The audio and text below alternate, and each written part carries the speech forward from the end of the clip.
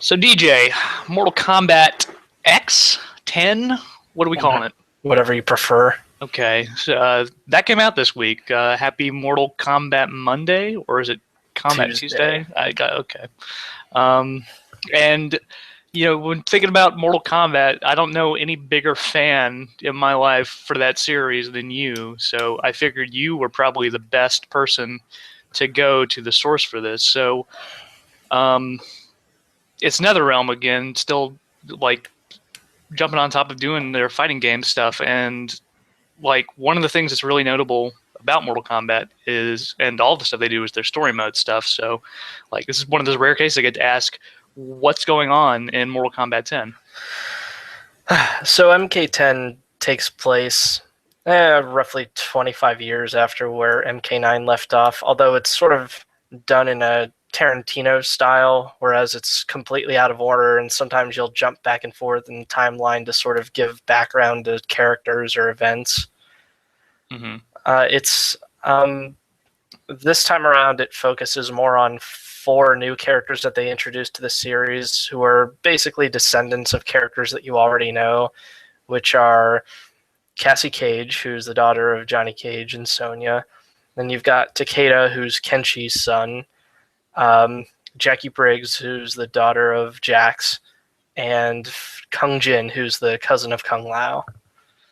And I think there's 4 other new characters for a total of 8, but this is out of a cast or a roster of 24 or 25, mostly returning characters. Granted, people who went back and played Mortal Kombat 9 from 2011, I believe, into that game kind of has most everybody dead, if I'm not mistaken.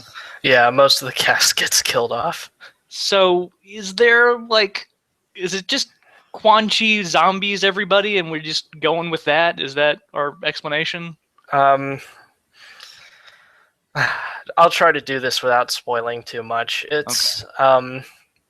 That's how it starts basically, since the beginning of the game pretty much starts like maybe, I don't know, a few months or so after the end of MK9. And yeah, most of the old cast have come back as zombies, and they're basically wreaking havoc in Earthrealm. But yeah, I mean, it's some of them come back and some of them don't. So it's like, I'm sure they had to sit on their hands for a good while and try to decide, okay, which characters are going to come back and which ones aren't going to make the roster. Luckily, they do something different this time around, which is there are actually NPC characters in the game. Sometimes you will fight with someone who isn't actually a part of the roster, just for story mode. I noticed early, me playing through the story mode, one of those first characters I ran into was Rain. And like it's very distinctive. Like he has like a total move set down and everything like that. I think the only thing he's missing is like a different style thing in the top right. And then you have DLC characters coming up that are also peppered throughout as well. Like I know Tanya is a pretty early fight, and she is part of the combat pack, I believe, for DLC. Yep. Okay. Yeah, Rain doesn't... They mostly took his moves from MK9 and just pasted them here. Mm-hmm. I mean, it's a quick and easy way to do it, but it was nice that you'd run into a few characters that weren't actually part of the roster, or even just to see them again if they're one of your favorite characters. Mm-hmm. Now, I'm pretty sure you were, hopping like really hard to get on playing this game as soon as it came out. You elected to get the Steam version, right, on PC? Yeah, because unfortunately last-gen versions don't come out for another month or 2. Is it somebody like doing a port for them or something? Or yeah, it's the same guys who did the PC port for MK9 and Injustice, I think. High Voltage, I think, is studio. But for whatever reason, at least with the PC version, it seems like NetherRealm decided to go with this staggered downloaded version, which was giving a lot of people a lot of trouble for day one stuff. Tell me about your experience. Yeah, I wasn't actually sure if that was NetherRealm's fault or if it was Valve's fault, because I don't know if they tried something through Steam or if... I have no idea, but whoever's idea it was a really bad idea to pick a big AAA game like this and use this as a test bed. But basically, when I first logged on, first of all, the game crashed a few times. Like, my first 3 times trying to load it up, it crashed. And Hmm. after I was able to finally get in, basically I was only able to do pretty much three things. I was able to go into the crypt, I was able to do practice mode, and I was able to do single fight. And then on top of that, I only had access. I had access to most of the characters, but when I first started, I only had access to about half of them. And then as I quit the game and came back a little later, I got access to pretty much all of them except for one character who's actually locked, and you have to beat the story mode to unlock him. I couldn't play Goro, which you don't have to unlock him unless you didn't pay for him Hmm. or you didn't pre-order the game. And coincidentally enough, Sub-Zero and Scorpion, I couldn't play Yeah, them I either. saw those. A lot of complaints for those being locked off, and those are. It's kind of funny because those are default where player one and player two's icons follow for character select. The game is divvied up into 29 different chunks, with the last one being the story mode. From what I can tell, that one was the largest of the bunch, about 10 gigs, and it looked like every other part was maybe a character and some extra content stuff. For me, I couldn't play any of it until about maybe half of those chunks were downloaded, just because I had no stages. Every time I tried to go into single player, I would be able to pick myself and somebody to play against, and they would just be no stages, pick random. Okay, hard crash, fantastic. Yeah, it was definitely really weird. Even after I had all my packs downloaded, it still wouldn't let me play story mode or do anything. It wasn't until later in the day, I think around 1 or 2 in the afternoon, that I was actually able to play the game. And it's just kind of a really bad tease because they've been talking also about being able to preload this as well. Granted, it was only the first 3 gig essentially launcher shell. The only like bright side I saw from this is that when it finally became functional, I didn't have to exit out and then launch the game again. When I was done with a single player match, more characters became available. Like, if they can get this technology down in the future, that would be great. But it just kind of like you said, not the best place to test it. Yeah, I would have rather just downloaded it the old-fashioned way and just got in and be able to play my game. Mm-hmm. But that's just me. Um, I mean, So other than it seems like now there's still some stability problems with the online mode, at least from what I can tell. But other than that, the game seems to be working now, and I'm not having any problems. So probably the biggest change from MK9 to MK10 is the addition of character stances, which essentially turns each character into 3 different kind of variations that will give you certain kinds of special moves or passives or things like that. What do you think of that system now that you've gotten some real hands-on time to test with it?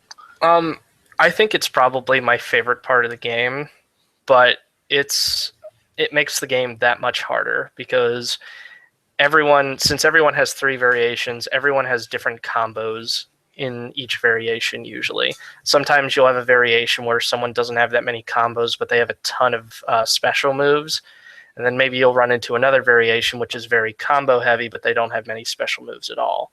So it's just really confusing to try and memorize all of these combos and all of these different things. It seems like it'd be easier to just take your time, pick one variation of a character you really like, memorize that, and then sort of branch off from there.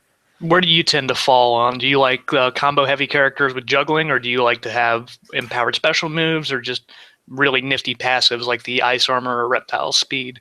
Yeah, I prefer the passives. I'm not very good at comboing myself, so I prefer the chunk damage characters. Mm-hmm. It's Yeah, but it's definitely not easy. This game doesn't hold your hand. It does have a tutorial, but it's very very basic. I mean, there's no way you can really get better unless you just practice with each character. I mean, Out of that's the new 8 characters that are available, is there anyone that really stands out to you as being like a up and coming contender or a favorite to play as? yeah. Actually, uh, Sonic Fox, who's a pro player, actually won uh, the first, I guess, MKX tournaments using this character, and that would be Aaron Black, who's voiced by. Troy Baker. Yep. I knew I recognized it. Not even like just like a cloth up in front of his like mouth to be able to block it out with can hide that twang from him. So yeah, there's some people right now complaining of something I think it's about as like his 1-2 string right now, just being entirely too powerful, too much range, something like that. It Yeah, just makes him too versatile or something. yeah, that's the best way I can describe him. He's very versatile. He's pretty much good at any range, close, far away. I mean, it also depends on his variations, but it seems like people are favoriting either his gunslinger stance or his marksman stance. I've been able to watch a few of the online matches because the online viewer for MK is pretty fantastic. Just people playing King of the Hill to be able to watch their matches as they progress along, do little emotes and things like that. Devora right now with her Swarm Queen stance that has some pretty major juggling potential, and being able to hit people on the ground. It's pretty nuts. Yeah, Devora seems she seems like one of the new character designs that I really like. I think she's a very good character that's added to the roster. When it was all said and done for MK9, do you remember how many characters there were? Oh geez, I think there was almost close to 30, Mm-hmm. if I'm not mistaken. Well, I mean, you had about oh geez, I have no idea. But that's with the DLC, and like also if you had the version with Kratos. That's true. Yeah. And we're looking at 25 at launch if you have Goro plus another 4 with a combat pack confirmed. Do you think there's any potential for some of those characters that were, like I said, like Rain you had for an example in there, that they could do maybe a second combat pack, or that you would see more characters down the line? Yeah, I mean, it would be easy enough, especially for, I mean, someone like Rain or, I don't know, Sindel. I mean, this Mortal Kombat, out of all Mortal Kombats, probably has the lowest ninja count out of all, like, the previous games, maybe since 1 or 2 for that matter. That is true. I mean, they did a really nice job with most of the character designs. There were maybe only a few that I wasn't really crazy about, but I mean, surprising. I mean, okay, granted, after Mortal Kombat 3, a lot of the character designs got really ridiculous going up to Armageddon. I mean, you had characters that just looked outright stupid that they were putting in the game that had no, or just didn't have any personality or anything unique about them.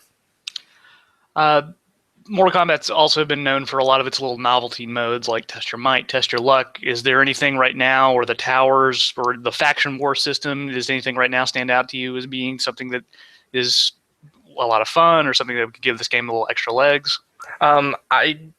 I really like their new living tower system, and it's definitely a reason for you to come back each day and do something. Basically, they have 3 towers. One's the premier tower, which is weekly, I believe. They have a daily tower, and then they have an hourly tower. And basically, they'll just rotate, according to those times. But the nice thing, too, like you mentioned to me last week, was usually if they come out with a new DLC character, they will have a premier tower for that character where you can sort of play 10 matches with that character and see if you like them. And their variations will change in that tower, so you pretty much get to see everything that they have to offer, and you can see if you like them. Last little bit of new stuff that's gotten revealed. I don't know how they kept this under wraps. Like, it was a thing that was apparently in the dev cycle of the game, like easy fatalities where you would just do 2 button presses, and now they're inserted in the game as tokens that you can find in the crypt, or as microtransactions as well. If you want to buy a pack of free fatality tokens. What is your take on that? I was so confused when I saw that. When I first started getting those tokens, what I thought it was you could go to the crypt and spend those tokens and buy certain fatalities that you want to be easy. So like if you like to play this character and I don't know, maybe you just really like this fatality and you don't feel like memorizing it, you can buy one of their fatalities and make it an easy fatality. But that's not how it works. How it works is each time you pull off an easy fatality, it eats a token. So basically, every time you want to do an easy fatality, you have to spend a token. And this is sort of their way of inserting microtransactions in the game. And yeah, it's insane. I don't know why anyone would spend money on this. I mean, there is like a minor benefit to doing that. Like, you get account XP for doing more fatalities. You get some coins and I think more faction experience, but it's not enough that I feel like spending real money. It's a minute amount, right? Yeah, and I mean it's not like fatalities are incredibly hard to pull off, or if there's a character you really like, it's not that difficult to memorize them. Besides, they also have faction kills in the game, which are essentially the same as fatalities, except it's a faction specific special thing that your character can do. And they also have a ton of brutalities, which honestly I think are the hardest to pull off, just because you have to meet so many requirements just to be able to pull off a brutality. Without trying to spoil and go into too much description, because all the fatalities and brutalities are super gross. Is there a character in particular that their fatality really sticks out to you? Yeah, there is. Honestly, this is the first time I've ever played a Mortal Kombat game and been genuinely disgusted by some of the fatalities in them. It just some of it. I mean, it's still goofy, but it just whoever did the sound design did a really good job because it sounds gross. Um, Ermac has one in particular where he rips the person's guts out through their throat, and it's absolutely disgusting. Yeah, I mean, don't need to go into more detail of that. For me, like the brilliance of Here's Johnny and how that was never done up till now just completely befuddles me. Like it's so perfect.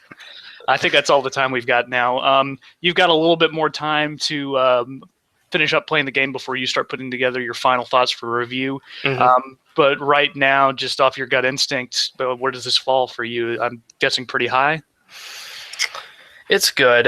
You think it's better than MK9? I'm guessing not as revolutionary a step, but it depends. I mean, MK9 was sort of like the game that I became obsessed with in terms of fighting games. So everything I compare to that. MK10 is really good, and I think that it'll be around for a long while, especially how deep it is with the variations. In terms of story mode, no, I don't think it's as good as MK9's. I think it's okay, but honestly, I think this is the weakest story they've done, and that includes Injustice. Okay. Well, DJ, thank you so much for giving us your thoughts on MK10. Keep an eye out on Pixel Loadout soon for his full review.